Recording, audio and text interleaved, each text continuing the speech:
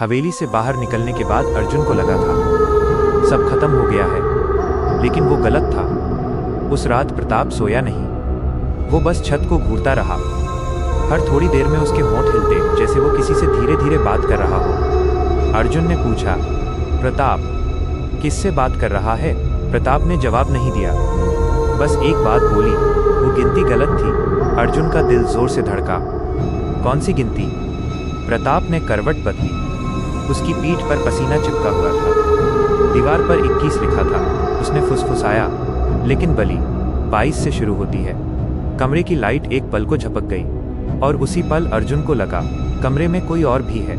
हवा अचानक ठंडी हो गई, पर्दे बिना हवा के हिलने लगे, और फिर घुंघरुओं की आवाज, छन छन छन। अर्जुन उठकर बैठ गया। ये आवाज सुन रहा है तू? प्रताप की आंखें धीरे धीरे खुली, लेकिन वो प्रताप नहीं था।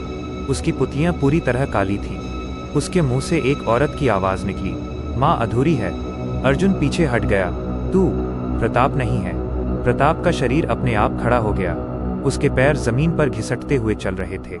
हवेली नहीं टूटी, आवाज बोली, वो बस सो रही है। खिड़की के बाहर अचानक वही हवेली दिखी, जबकि वो तो खंडहर बन चुकी थी। अब वो फिर से पूरी खड़ी थी, रोशन, जिंदा, सांस लेती हुई। प्रताप ने दरवाजे की तरफ देखा। चल। कहाँ? अर्जुन चिल्लाया। जहां से शाप शुरू हुआ, जहां से वो वापस आएगी। अर्जुन भागकर प्रताप को पकड़ा, लेकिन उसका हाथ बर्फ जैसा ठंडा था, इतना ठंडा कि अर्जुन की उंगलियां सुन्न हो गईं। तभी प्रताप की पीठ अजीब तरह से मुड़ गई, उसकी रीढ़ चरमराई, और उसकी गर्दन धीरे धीरे 180 डिग्री घूम गई। अब उसका चेहरा अर्जुन की तरफ था, लेकिन आंखें महाकाली जैसी। या तो तू, आवाज गूंजी, या फिर कोई और। अचानक अर्जुन के सामने उसका बचपन दिखा, उसकी माँ, उसका घर, उसका छोटा भाई, और फिर खून, हर तरफ खून। बस कर, अर्जुन चिल्लाया, मुझे नहीं चाहिए ये सब। एक तेज झटका लगा, अर्जुन जमीन पर गिर पड़ा। जब उसकी आंख खुली, वो फिर से हवेली के अंदर था, मंदिर के सामने। लेकिन इस बार मूर्ति टूटी नहीं थी, वो मुस्कुरा रही थी। दीवार पर नई गिनती खुदी थी, 22, 23, और 23 के आगे ताजा खून टपक रहा था।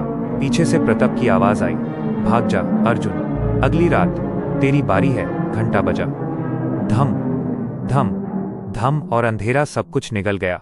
क्या आप चाहेंगे